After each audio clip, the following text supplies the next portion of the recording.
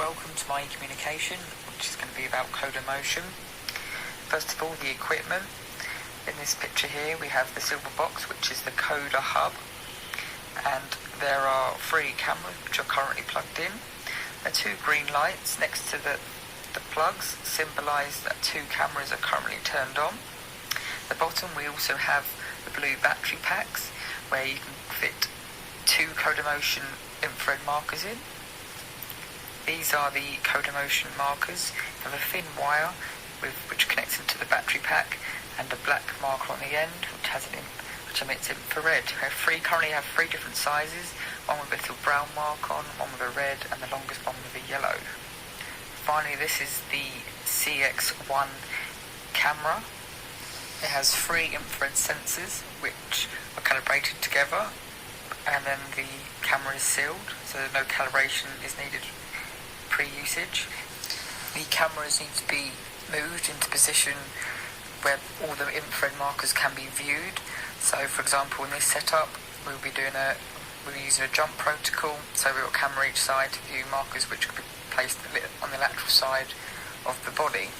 They need to be placed far enough away from where the jump will be performed, so that gives a whole view of the jump, and it will make sure all the markers are in view. Next is the software setup, and we'll be using Codamotion version 6.79, which the symbol looks like this.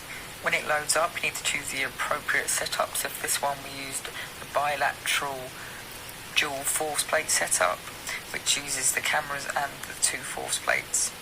It is now initialising the cameras, and when complete, click OK, and then on the following box, make sure the Coda 1 and Coda 2 cameras are ticked, as well as the force plate 1 and 2. Next is the alignment. So here I have to place an origin marker, so this is the one in the bottom left, and then an x-axis which goes down to the right side of the force plate, and a y-axis which goes up to the top. This is basically telling the sensors which is the x and which is the y-axis, so then it can create coordinates in 3 dimensions.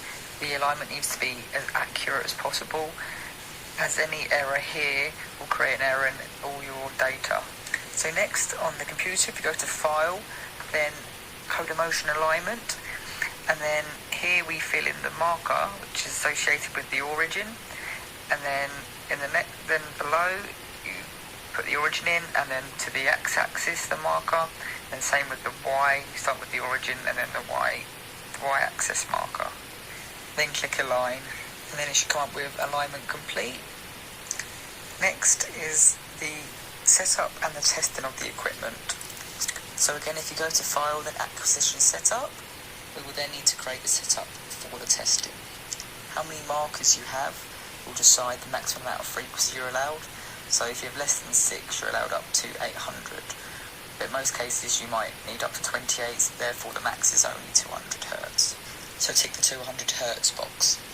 And also make sure Acquire Digital and Acquire Force, those boxes are also ticked. Then click Acquire. This is where you can start testing. So if you click Acquire Data, it will then run for 5 seconds. That's 5 seconds where you can test. It will then bring up a marker in View Summary.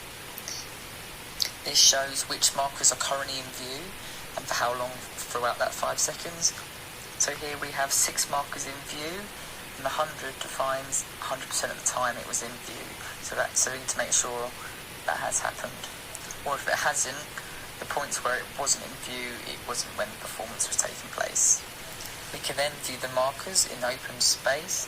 So the 3 dots indicate the x and y axis, which we did earlier, and then the other 3 dots, which are connected by the 2 lines, was just a test I did, which I tried to make a right angle out of 3 markers, and I've shown how you can connect it up and you can build rigid-like structures such as the human body. And that's how you set up Codamotion. Thank you for listening.